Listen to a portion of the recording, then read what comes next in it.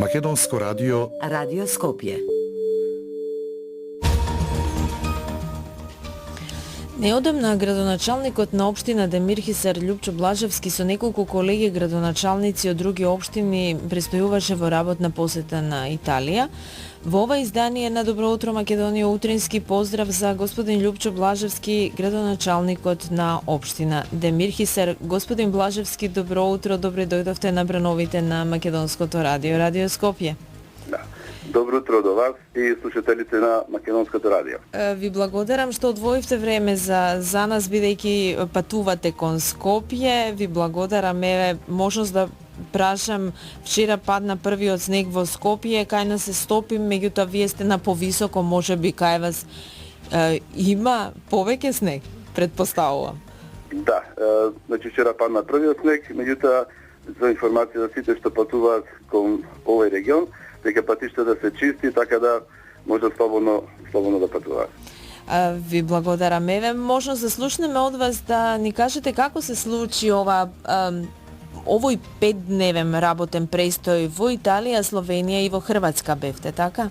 Да, токму така, од 11 до 15 ноември ова година беше организирано едно студиско патување на делегација од 34 градоначалници од Република Македонија, значи представници од Пелагонискиот, Полошкиот, југоисточниот, северозападниот и Варданскиот регион, како и представници од центрите за рамномерен регионален развој, предводени од министерот за локална самоуправа, а во организација и финансиски поддржано од ГИСРЕД, Германското здружение за меѓународна соработка, на тема регионален развој, значи во Италија, Словенија и Хрватска, баш како што спомнавте. Во кои градови бевте? Да. Кои институции посетивте и покрај вас од кои општини уште беа ваши колеги? Да. Значи, знаеме дека регионалниот економски развој е една од клучните цели на владата на Република Македонија, а во исто време представува еден значаен елемент во процесот на интеграција во Европската Унија. Со таа цел посетивме повеќе градови во Италија, Словенија и во Хрватска. На студиското патување, прва работна средба имавме со председателот од провинцијата Трст, каде што ни беа презентирани веќе нивни реализирани проекти од прекогранична соработка со соседна Словенија, за која се инвестирано околу 320 милиони евра. Посебен акцент беше ставен на италијанскиот пристап на кластерското здружување на компании за енергетска ефикасност и маркетинг, со што се здобиваат навистина многу искуства за нас и се од огромно значење за аплицирање за средства од европските фондови. Пошто знаеме дека во моментот дека прекограничната соработка е актуелна и во нашата земја, значи со отварање на програмата со Република Албанија, Грција и од неодамна и со Косово. Во Република Словенија го посетивме Копер, која е една од трите најуспешни општини, со буџет од 70 милиони евра, каде што голем процент на средства се обезбедуваат преку европските фондови, наменети за финансирање на проекти, исто така од енергетска ефикасност, за која цел е подготвена и регионална стратегија и акционен план, изготвен од регионална агенција. Исто така не беа презентирани планови за локален и регионален развој и нивно финансирање од различни извори. Многу интересна беше посетата во општина Изола, каде што посетивме на голема депонија за управување со цврст отпад и како што домаќините пренесоа, таа депонија е со така наречен најдобар панорамски поглед во Европа. Тука беше посетено едно јавно предпријатие, каде што ни беа презентирани локалните структури за управување и обработка на отпад, како и технологијата и начинот на работа. Во Пула, Република Хрватска, која што е од ова година веќе и членка на Европската Унија, посетивме една од најстарите и најуспешни агенции за регионален развој на Истра, каде ни беше презентирано како доскоро, значи се користени предпристапните фондови на Европската Унија, како и нивната моментална подготовка на регионот за користење на средства од европските фондови после приемот на Хрватска во Унијата. Значи, во секој случај се вративме со едни огромни искуства, што треба да ги пренесеме во својата држава, нормално секој во своите региони и општини, така да првичните впечатоци и она што по мене треба многу повеќе да се ангажираме, е големата упорност и одличната организација. Значи тоа се два фактори кои што одат заедно и сигурно носат успех.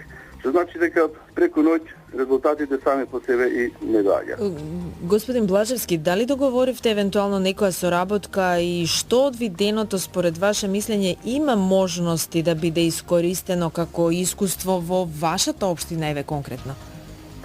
Да, значи во секој случај јас ги потенцирав оние проекти за енергетска ефикасност, така да ние си разменивме податоци со две општини од Словенија.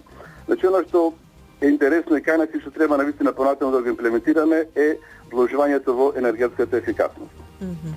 Ајде накратко само за сегашните актуелности во вашата општина. На повеќе полиња имате активности, еве за одбележување и вашата постојана комуникација со невладиниот сектор, имено Центарот за поддршка на лицата со интелектуална попреченост Порака од Емир Хисар вчера го одбележа и својот 35 годишен јубилеј.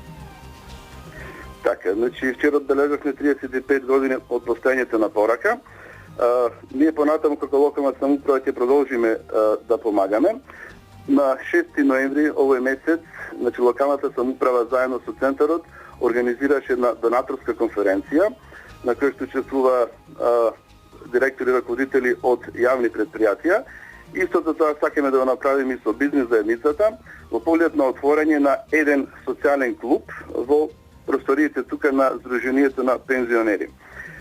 Тоа е една само од активностите што во меѓувреме ја работиме, но ако пред скоро време најавивме дека очекуваме реализација на некои проекти, денес слободно со гордост може да се пофалиме со веќе една нивна и конечна реализација. Во меѓувреме во изминативе 2 до 3 недели, значи во Емир Хисар се финишираат доста проекти. Се работи за веќе завршени, односно асфалтирани повеќе локални патишта во општината. Јас само, ако ми дозволите, малку ќе ги набројам тие. Локален пат до село до манастир Свети Атанаси, во село Сопотница, со должина од 2,2 километри, средства обезбедени од Европската банка за обнова и развој. Локален пат од населено место Прибилци до црквата Света Богородица, во должина од 560 метри, средства обезбедени од Агенцијата за финансиска поддршка на земјоделството и руралниот развој. Локален пат од населено место Стругово до село Загориче, во должина од 1,5 километар. Локален пат од населено место Суводол до манастирот Пресвета Богородица, во должина од 2,5 километри, проекти финансирани од средства од Светска банка, а во моментов се работат и земјените работи на локалниот пат од место викано Турва до село Брезово во должина од 2,2 километри, за кој очекуваме дека во